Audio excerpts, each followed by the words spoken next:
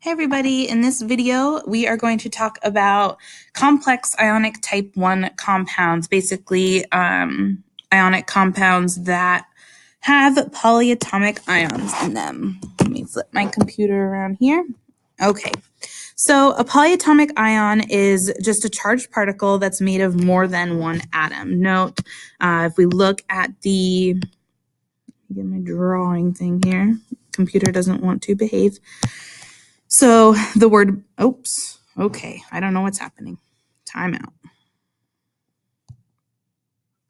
Are we back? Yes, we are. Okay.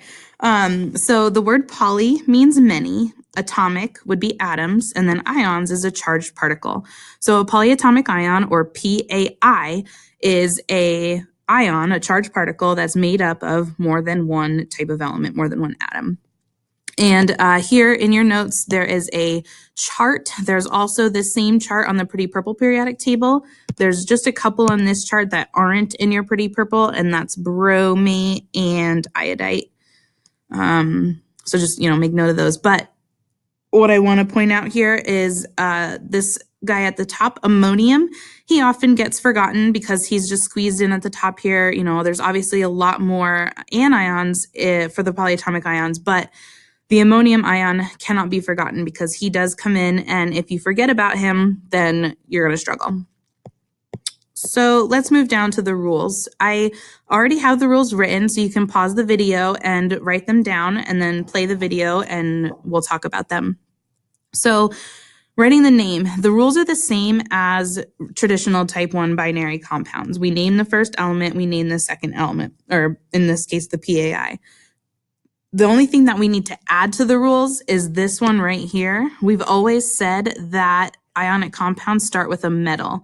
Well, now that we've introduced polyatomic ions, we have to say metal or ammonium, which is NH4+. So let's take a look at some examples. Here we have BeSO4. Pause the video if you need to give yourself some time to try to answer it yourself. And then go ahead and click play and see what we come up with together. So we know that Be is beryllium. We just named that like we always would, beryllium. And then when we look, so remember, ionic compounds are always broken down into the cation, the positive, and the anion, the negative. Once you see that metal or ammonium, remember, everything else has to be the anion. So here, let me get rid of this and we'll just underline it there. That way it's easier to see. So if it was just BeS, that's our old stuff, we would say beryllium sulfide because we changed the ending to IDE. Now that you see more than just sulfur, you know that that's a polyatomic ion, and you have to refer to your polyatomic ion list. Don't try making stuff up. Just look at your list. So we're going to go up here. I'm going to find SO4. So SO4, I see right here. He has a -2 charge, and his name is sulfate. So if I'm naming this beryllium and then sulfate, beryllium sulfate. And it truly is as simple as that. You're just finding the words on the chart and writing them down. Here we have nacho, get it, like NaCHO, nacho. So Na is sodium. We're not going to try doing anything crazy with this. Carbon, hydrogen oxide. Nope, don't make stuff up. This whole thing, if this is our anion, must be on our chart. So we're going to look, and here it is. His name is acetate. And so we're going to write down sodium acetate. Finally, last one, NH4, remember, he's up here at the top, ammonium, and then NO3 was the other polyatomic ion, which is right here, and his name is nitrate. So we have ammonium nitrate.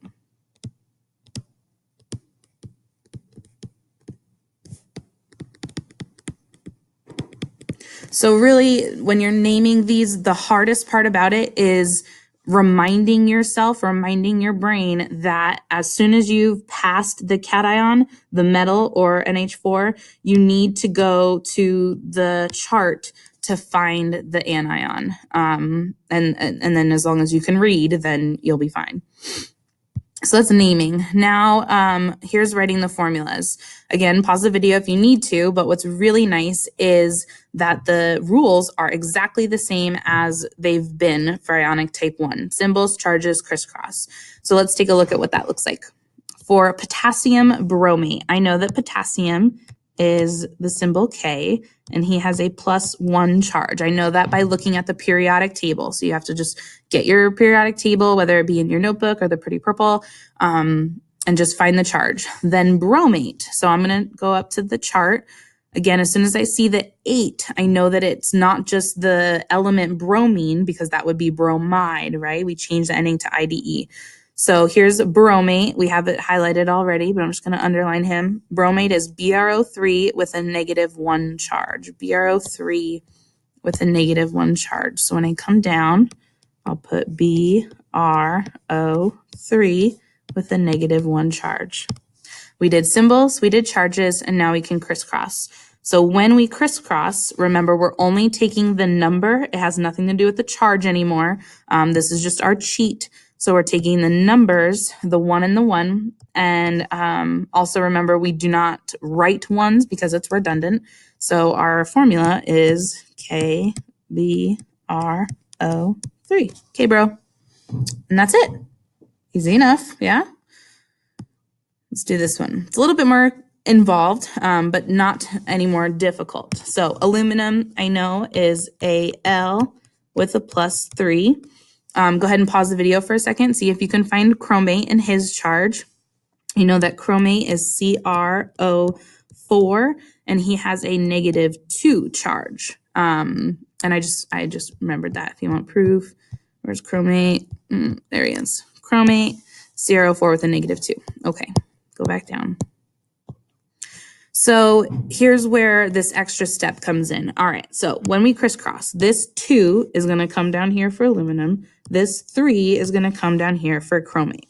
When we crisscross, these charges become subscripts, and subscripts tell us how many atoms there are, right?